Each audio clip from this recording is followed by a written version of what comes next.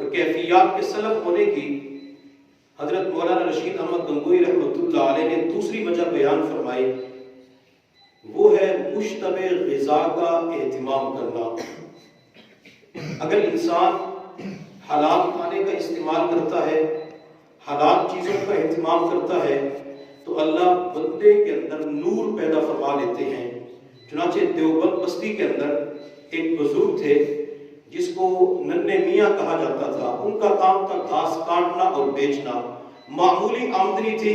وہ روزانہ جو آمدنی ہوتی تھی اس میں سے کچھ پیسے بچا کے رکھتے، حتیٰ کہ سال کے بعد جب وہ پیسے جمع ہو جاتے تو دارالعلوم دیوبند کے اساتذہ کی دعوت کیا کرتے تھے۔ دارالعلوم دیوبند کے اساتذہ فرمایا کرتے تھے کہ ہمیں اس دعوت کا ہر سال انتظار رہتا تھا کہ کب وہ دعوت آئے گی تو ہم اس بزرگ کے گھر جا کے کھانا کھائیں گے۔ اور اساتذہ فرمایا کرتے تھے کہ جب ہم کھانا کھا لیتے تھے تو کھانا کھانے کے بعد 40 دن تک ہمیں نمازوں کے اندر حضوری کی کیفیت نصیب ہوا کرتی تھی۔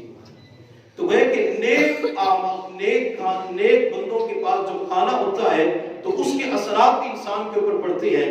میں نے پہلے بھی امام شافعی رحمۃ اللہ علیہ اور امام مالک رحمۃ اللہ علیہ کا واقعہ بتلایا تھا کہ امام شافعی رحمۃ اللہ علیہ جب اپنے استاد امام مالک رحمۃ اللہ علیہ کے پاس ملنے کے لیے جاتے ہیں تو امام مالک رحمۃ اللہ علیہ نے اپنی بیٹیوں سے کہا کہ میرا جو شاگرد آ رہا ہے وہ متقی پرہیزگار ہے۔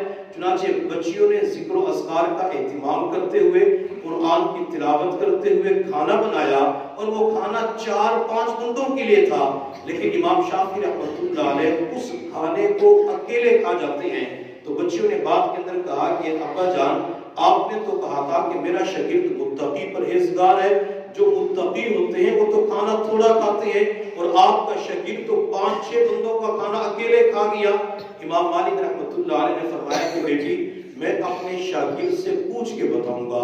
چنانچہ امام مالک رحمۃ اللہ علیہ نے اپنے شاگرد امام شافعی سے پوچھا کہ بیٹا میری بچیاں سوال کر رہی ہیں، کیا تیرے پاس اس کا جواب بھی ہے؟ تو امام شافعی رحمۃ اللہ علیہ نے اپنے استاد محترم کی خدمت میں عرض کیا کہ استاد محترم، جب میرے سامنے دسترخوان بچھایا گیا، کھانا رکھا گیا، اور میں نے پہلا لقمہ اٹھا کے جب منہ کے اندر رکھا، مجھے اس کھانے کے اندر اتنے انوارات محسوس ہوئے جو انوارات میں نے زندگی کے اندر کبھی محسوس نہیں کیے۔ تو میں نے اس دن اپنے آپ کو مخاطب کر کے کہا کہ شافعی، پتہ نہیں زندگی کے اندر ایسا حلال پاکیزہ انوارات والا کھانا ملے گا یا نہیں ملے گا، آج پیٹ بھر کر یہ کھانا کھا لیا جائے۔ تو امام شافعی رحمۃ اللہ علیہ نے عرض کیا کہ استاد محترم، چونکہ کھانے کے اندر مجھے انوارات محسوس ہو رہے تھے اس لیے میں نے وہ سارا کھانا اکیلے کھا لیا۔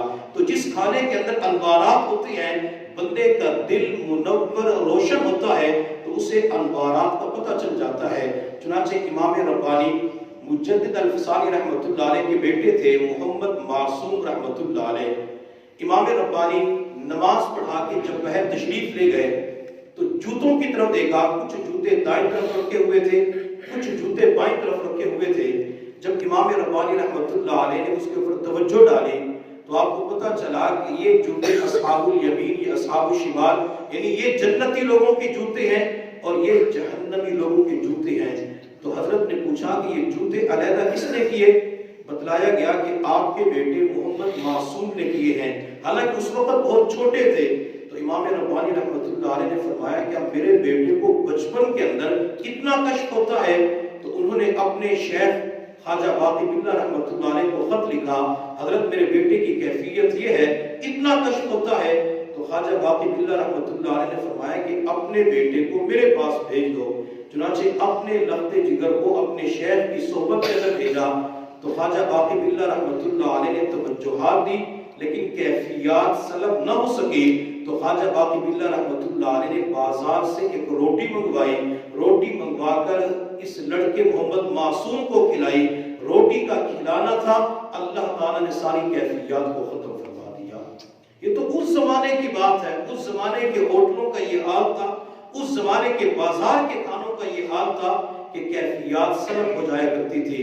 اور آج کے دور کے اندر جو حضرات اپنا مستقل معمول شام کے کھانے کا بہر بنا لیتے ہیں کہ فلاں ہوٹل پہ کھانا کھانا ہے تو فلاں ہوٹل سے لے کے آنا ہے، نہیں پتا جو روٹی بنانے والے نمازی بھی ہیں یا بے نمازی ہیں، جو کھانا بنانے والے مسلمان بھی ہیں یا مسلمان نہیں ہیں، تو جب انسان اس کھانے کا اہتمام کرتا ہے تو بعض مرتبہ اللہ کی جانب سے کیفیات سلب ہو جاتی ہے۔